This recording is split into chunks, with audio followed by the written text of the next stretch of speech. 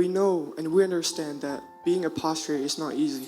တကယ်တမ်းကျတော့ pastor အလုပ်လုပ်တယ်ဆိုတာကကဘာမှာမလွယ်ကူဆုံးအလုပ်ထဲမှာပါတာဖြစ်ပါတယ် You carry the burdens of many people. ဘာဖြစ်လို့လဲဆိုတော့လူတကာရဲ့ချုပ်နှောင်ခြင်းလူတကာရဲ့လေးလံသောဝင်ထုတ်ဝင်ပိုးတွေအားလုံးကိုထမ်းပေးရတာဖြစ်ပါတယ် You serve tirelessly, sometimes even without recognitions. တခါတလေကျတော့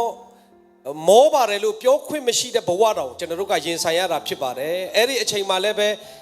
ပိုဆိုးတာကဘယ်သူမှအတိမတ်မပြုတ်ပေးဖို့အတွက်တောင်းဆိုလို့မရတဲ့အခြေအနေတွေရှိတတ်ပါတယ် However, please remember that we all see your hard works, but more importantly, God sees it.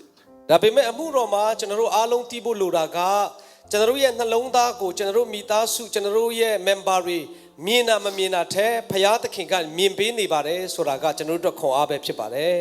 We are always praying for your ministries, your missions, and your families. ကျွန်တော်တို့ရဲ့မိသားစုအသင်းတော်နဲ့မိတ်ဆွေများအားလုံးကဒီမှာရှိသောအမှုတော်ဆောင်တွေအားလုံးအတွက်ကိုစားပြုအမြဲတမ်းဆုတောင်းပေးတာဖြစ်ပါတယ် May the Lord strengthen your homes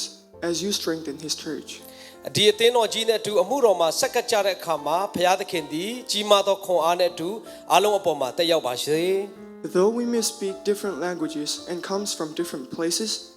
ကျွန်တော်တို့ကတခါတလေကျတော့ယဉ်ကျေးမှုမတူသောအရာတွေစုဖွဲ့ထားတဲ့အရာဖြစ်ကောင်းဖြစ်နိုင်ပါတယ် the God we worship is one true God. ဒါပေမဲ့ကျွန်တော်တို့ကဖခင်တစ်ပါးတည်းဖခင်တစ်ခုတည်းစစ်မှန်သောဖခင်ကိုကိုးကွယ်အမှုဆောင်သူများဖြစ်ကြပါတယ် And we are united in Him.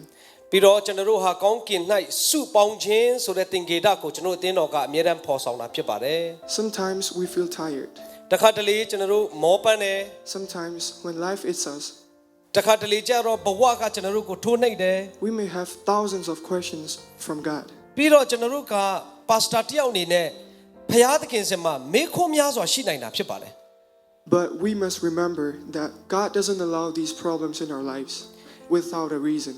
ဒါပေမဲ့ကျွန်တော်တို့သိဖို့ကဖခင်သခင်ကကျွန်တော်ရဲ့ဘဝမှာပေးသောစိန်ခေါ်မှုဆိုတာကရည်ရွယ်ချက်မပါသော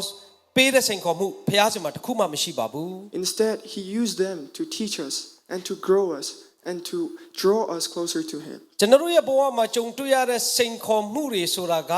ကျွန်တော်တို့အတွက်ဖခင်သခင်ဘာအလိုရှိတာလဲဆိုတာကိုအဖြေရှာရင်ကျွန်တော်တို့အတွက်ကောင်းကြီးမင်္ဂလာတွေကြီးပဲဖြစ်တာဖြစ်ပါတယ် Jesus never said that we will not face problems in this world. ယေရှုခရစ်ကဒီကဘာမှာအသက်ရှင်တဲ့အခါအမှုတော်ဆောင်တဲ့အခါမှာ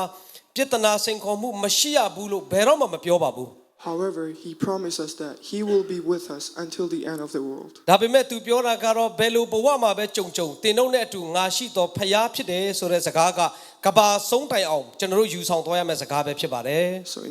in conclusion, I would like to encourage all of you again to let us keep walk by faith and not by sight. ကျွန်တော်အနေနဲ့နောက်ဆုံးအနေနဲ့ထပ်လောင်းပြီးတော့မှဝေမျှခြင်းတဲ့အရာလေးကယုံကြည်ခြင်းနဲ့သာအတူတကွဆက်လက်ပြီးတော့မှရှောက်လန်းကြရအောင်အာမကုန်ပဲစိတ်တမကြပဲဆက်သွားကြရအောင်ပါ Let us keep trusting in Him even if we don't understand what He is doing. ဖခင်သခင်ကကျွန်တော်တို့အပေါ်မှာဘလို့များဥဆောင်နေတယ်လဲဆိုတာနားမလည်တဲ့အချိန်မှာတော့မှယုံကြည်ခြင်းကိုရှေ့ဆက်ထားပြီးတော့မှသွားရအောင်ပါ Thank you for your time. အားလုံးအပေါ်မှာအထူးပဲကျေးဇူးတင်ပါတယ်အချိန်ပေးတဲ့အတွက်ကျေးဇူးတင်ပါတယ်ဖခင်ရှင်ကောင်းကြီးပေးပါစေ Let us pray. Heavenly Father, we thank you for this blessed day and for bringing us all together into your presence. Thank you for every pastors here, and thank you for all the works that you are doing through their lives. Lord, at this moment, we lift up your servant, my father,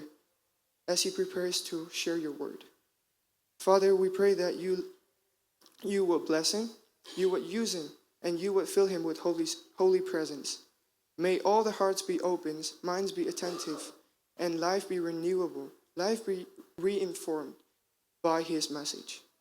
Thank you for all the times, and we surrender our lives and our everything into your mighty hands, and we pray in the name of Jesus.